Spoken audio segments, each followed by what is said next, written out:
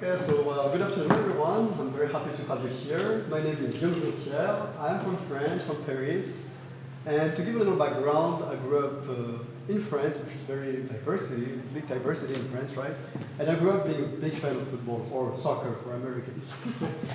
And maybe you've seen recently, as of last week, our president, or your president, Donald Trump, met with Cristiano Ronaldo, one of the most famous worldwide soccer players. And what does it say? Well, we're going to see what later on, but to me, it's an example that explains that football or soccer gets more involved and intertwined with political more than ever. So, you'll see a little difference if you look at my abstract. It's a different title, it's a bit of a different abstract. My presentation doesn't focus only on Syria anymore. It focuses on Syria and Scotland. I use Scotland scholarship to look at the Syrian case. What can we learn from Scotland and secularism and football when we look at Syria? Because at Syria, I look at primary sources, media, newspaper, and we'll see what I found. So, to begin, football is often described as like a universal language, something that unites people all together. We unite behind a team, we support them, and it makes things better, right? One of my favorite examples, personally, growing up in France, was to be told about the French national team winning the World Cup in 1998. It was seen as something federal in the country, as like it was during a hard time because of like immigration was a very sensitive topic in the 90s in France. But after this win in France, we saw like social and racial tensions being eased in the country, and some surveys have been proven that trend to be true. However, in my research I'm going to present today, we're going to see that football is not always something to unite. In some cases, like in Syria, football has been used by the government to divide the people even more. So, yeah, the aim of my research is to understand the mechanism behind unity and division. How can sometimes football be a uniting thing or sometimes a divisive thing in a country? And under what condition does a sport foster cohesion and when does it deepen division? And so, first we have to look into what sectarianism is, of course. It's a big, scary word. And it's a very debated word, and there is a few definitions we can think of. So, in my opinion, based on my definition, secularism is when religious identities becomes the main mechanism dividing society. It decides who belongs, who gets the power, and how is it being distributed among the people in a country.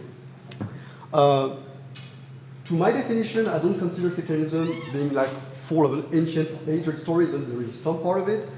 But it's more something socially activated and politically activated by the people in Syria or in Scotland, as we will see.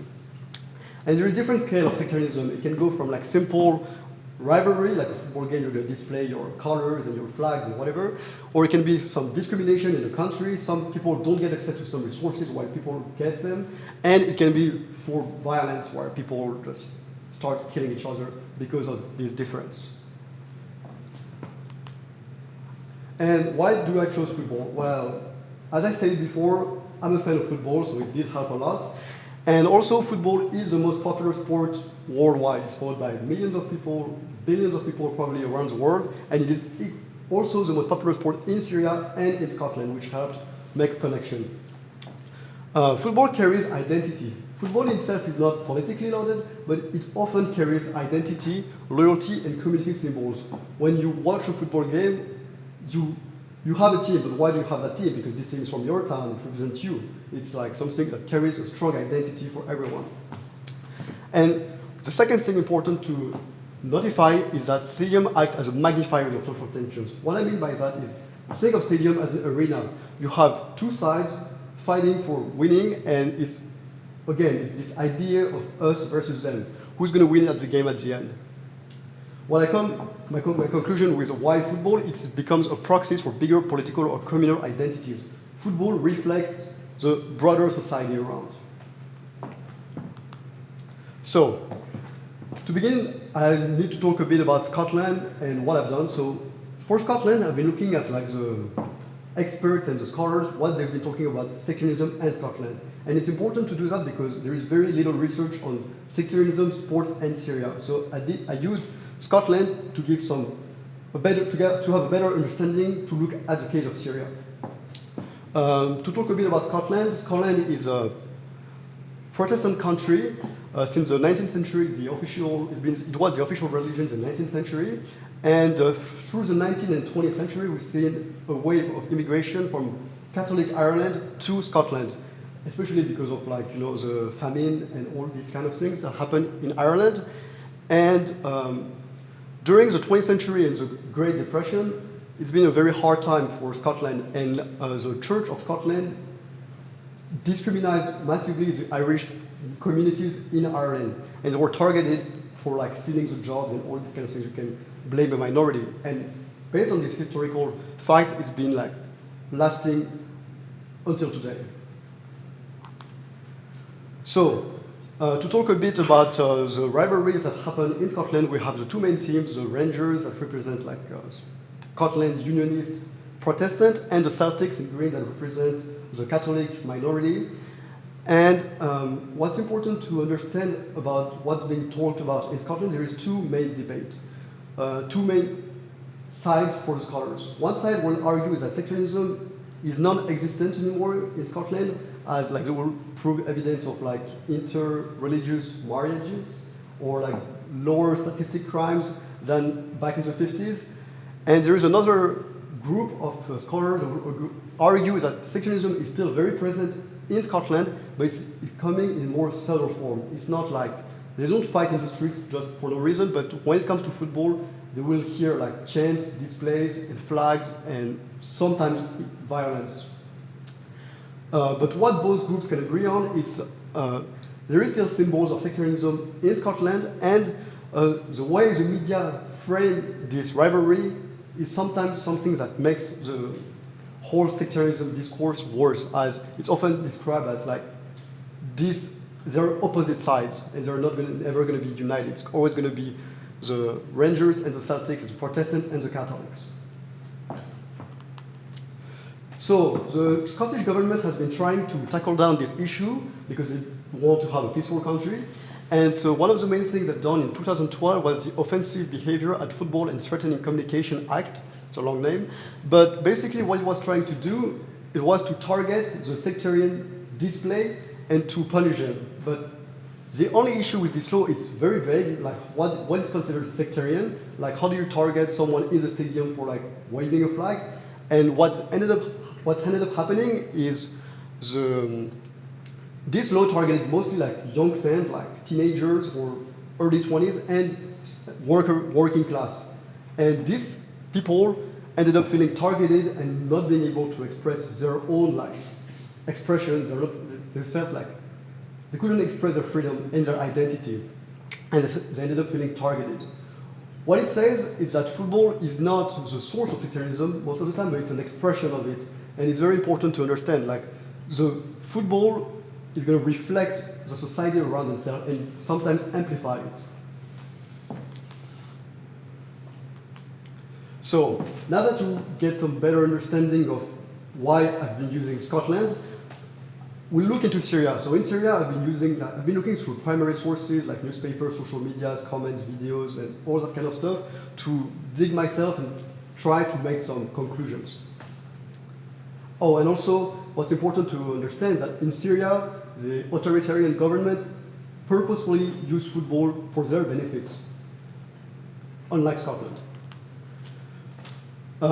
As a quick reminder, even though you probably just seen it before, there is a minority of Alawite people living in the western part of Syria who was like for the longest time, for over 50 years, the minority in the power, and you have a majority of Sunni and some minority of Kurd, Druze, and Christian in the south.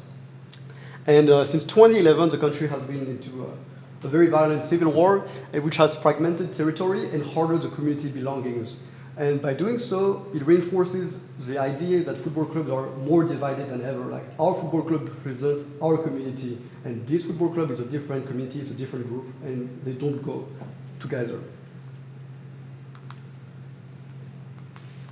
So what I found so far about Syria, I'm going to give you a few things that I found. There's so much stuff, but like some of the most important things. These three clubs on the top are the Army Club, Al-Jaish, the Police Club, I forgot the name, and the Tishrin SC, which is in the Alawite base. And so basically these clubs are directly tied to like government institutions. So the Army Club, for instance, during the 60s and 70s, they won like 17 national titles because they were like sponsored by the government. And what's important to understand is that for the other clubs and the other players, they're targeted, and there are lots of evidence of corruption, violence, imprisonment, and different cases of like some cases of murder. For instance, there is one footballer, I forgot his name, so I'm going to double check that real quick. There is the case of Jihad Kassab. He was a central defender playing for the Syrian national team, and he expressed some discontent with the national team and the whole governance. And he was captured in 2014 and executed in 2016 in the prison. And there's been many incidents of players being tortured, killed, or just never heard of them again. Another interesting case to talk about is the case of the captain of the national team in Syria. In 2011, he decided to leave the national football team because he said publicly that it was becoming a tool of propaganda for the government, and he didn't want to stand with them. But a few years later, in 2017, he decided to return to the national team because he was probably under political pressure, safety, and like different reasons that pushed him to go back. He said, whatever happens, 12 million Syrians will love me, and another 12 million will want to kill me. It really shows how in Syria, football is a political tool used by the government for their purpose, and the players and the fans are the victims of it. I want to dive a little bit more into Tishrin SC, as Tishrin SC is a club based in the Alawite base. It's the biggest club in the Alawite camp, and it's been vividly criticized by many fans. So there's been a lot of incidents related to that club. One of the first incidents that I can think of is in 2022, the president of Al-Wada Football Club, a club in Homs, I think, openly criticized that he was forced to like make his team lose to this club. He later retracted the statement under political pressure. Another example is that at some point the Tishrin SC was losing a game, and the president of the club went on the pitch and started to like beat the referee in front of everyone, and the state media qualified that as like an emotional outburst, and nothing happened. And there's been like these are some comments from like the fans reacting to this incident, quoting like the sectarian like atmosphere of the the Syrian Premier League. So it's a very tense environment. And finally, there's been like, it's a bit earlier, in 2003, in the Kurdish area, there's been like a big incident happening between a Kurdish club and a Sunni Muslim club. And because the Kurdish club were like waving flags and maybe provoking some like other fans, what ended up happening is that fights started in the stadium, and the police intervened and started to shoot in the stadium, killing dozens of people. And so it shows like this event has been like a martyr history for Kurdish fans. To this day, it's still being remembered and talked about in the Kurdish areas of Syria, and it's very important. And lastly, all of these events are reported by the newspaper and the media narratives as like sectarian or coded by like the Alawite club, the Sunni club, the Kurdish club, and by doing so, the media reinforce the idea that everything is divided. They always put this idea of us versus them, this Alawite club versus this Sunni club, making the divide even stronger. So, what do we learn from all of that? By looking at Scotland and Syria, we find like two very similar situations of the government. Well, in Scotland, the government tries to ease the tension by doing laws and helping the people be friendly together, while in Syria it's been actively used against the people. But what we understand is that football is not inherently unifying or divisive. Football is a reflection of the broader society, and it can be used by the government of whatever country to reinforce or to divide the people together. In conclusion, football is becoming more and more politically, as we've seen at the beginning with Cristiano Ronaldo being here in the US representing some political. And we'll see with the government, like their action have a lot of consequences for the population. Thank you very much.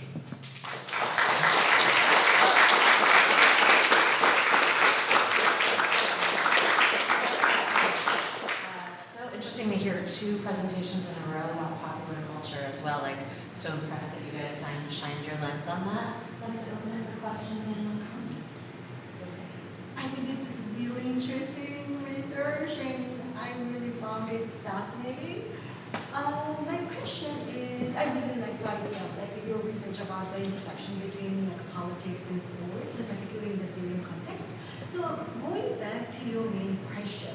So your question was under what context football serves as a unifying force, and under what context football, like in Syria, serves as a dividing force, or like a sectarian, like a division. So given the fact that, so I think it's interesting to see how like football is used by the government, and given the fact that Syria was under Assad regime for about a quarter century, 25 years, and including his father Assad, right? Like 50 years. So the ruling elite was staying there, right? So elite interest was there. So given that, what did you find about under what context then football serves as a unifying force? So I'm just asking your main question. How would you answer your main question about what context it serves as a unifying force given the Syrian regime's context? Well, football, from my beginning point, is that football is either unifying or divisive. It can be both depending on the context and the political associated with it. Like in Scotland, they've been trying to unify the country by putting laws to ban the sectarian like insults and everything, but it didn't work. While in Syria, the government has not been trying to do that at all. The government in Syria has been purposefully like sponsoring some club and punishing very hardly other clubs to make the divide even bigger. And by dividing the countries, that's why it helps the government of Syria or the government of Assad to maintain power over a divided country. Because the government of Assad was a weak government because they wanted to have a divided country to be able to keep the power. So you say like internally in Syria, football served as a kind of tool by the government to divide the society. Yes. I think it's really interesting to see as an example of Cristiano Ronaldo making it to the Oval Office. I saw that as well, and President Donald Trump, his speech mentioned only him in regards to great leaders in the audience, even though he was amongst now trillionaire Elon Musk, according to sources, and other much more high-profile individuals.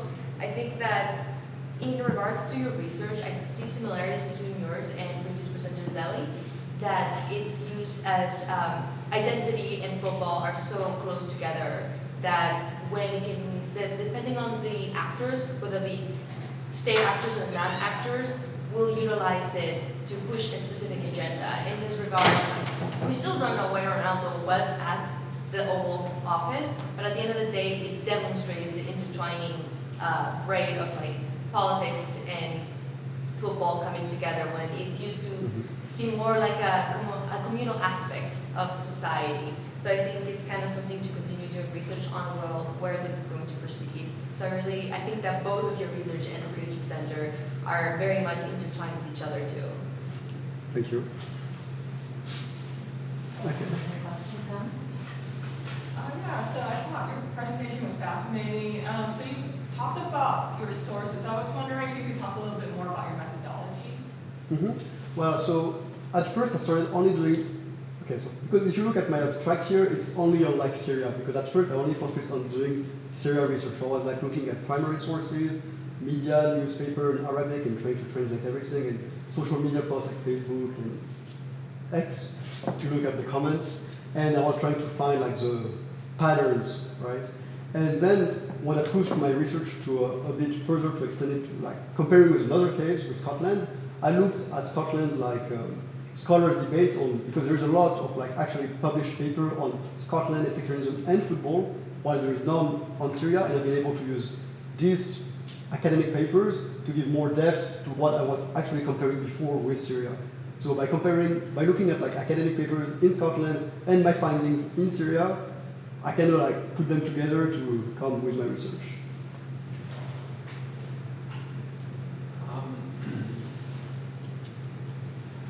Does Syria have a national team?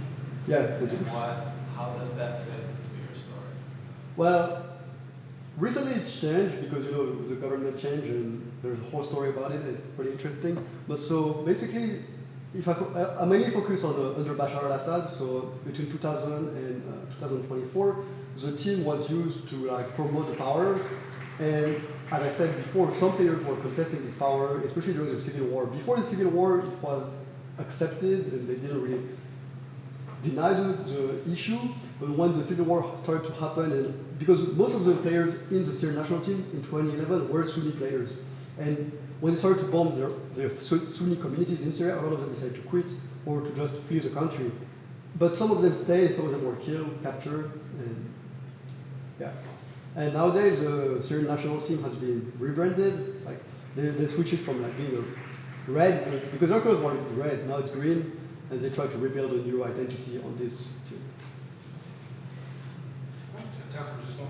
Sure. Then, yeah. And then I'll invite you up to scale report. Thank you so much, Guy. This was incredibly interesting. I want to push you a bit because I see some potentiality here. I mean, with this case study, obviously, the reason for Scotland is nobody has written about this in the context of the movies. And I think you're right, when people, they celebrate football as like, oh, it's this rally around the flag type deal. Iraq won the Asia Cup in 2007, the height of the Civil War. And I remember a lot of otherwise smart people saying, look, see, this is proof that sectarianism doesn't exist. And I think that your paper significantly complicates that, and that brought up. But at the same time, too, right, we see all these case studies in Scotland, right, they're using this term, sectarianism. And then in the case of Syria, they're using it, ta'afiyya, but how we translate to sectarianism, right? Do you think, though, that is the most useful lens to describe what's going on? Because again, there's categories of practice, categories of analysis. Who is it? Orwell said the worst thing you can do with words is surrender to them. So is viewing all of this through the lens of this quote-unquote sectarianism in case of Syria or Scotland, do you think it has like this redemptive analytical value? Or? Well, that's why in my research I've been using the word sectarianism, but yes, it's very more about politics and identity. I think it comes down to, and sectarianism is a term used because of the religious context in both countries, Scotland and Syria. But it's a good point. Maybe under the spectrum of more, because sectarianism is kind of it's a mix of politics and identity, but we can, by not talking about sectarianism, maybe it helps the overall context to not think of it. It's like, once again, when you talk about it, you reinforce it. You reinforce the system. So. Well done. I'm going to stop you there.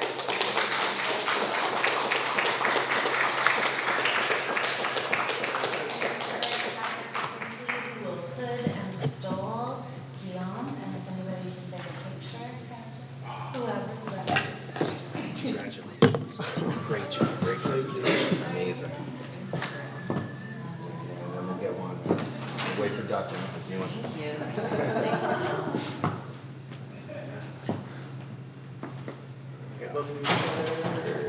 There we go. Yeah, Guillaume. Let me hype you up for a second. My apologies for the repetition, but for those of you just joining us, again, Guy is traveling What's the to... slide that shows the title? For Yeah. Instagram. Oh, gotcha. And then we're going to go let Dr. Vincent talk for 1 minute, and we will time. Oh, God, 30 about seconds. 30 seconds. Here we go. Should get the title on there. This one. The title shows. Good job. Thank you, Bill. Again, thank you. I can't emphasize enough accomplishment. Guy is traveling to Washington, D.C. this weekend. 300 students applied to present at this, only 20 were accepted. It really speaks to probably your research and your paper. You've been working on this for 2 semesters now, and I can't wait to see what you go on to do with it. And let's give it up for Guy. Yeah.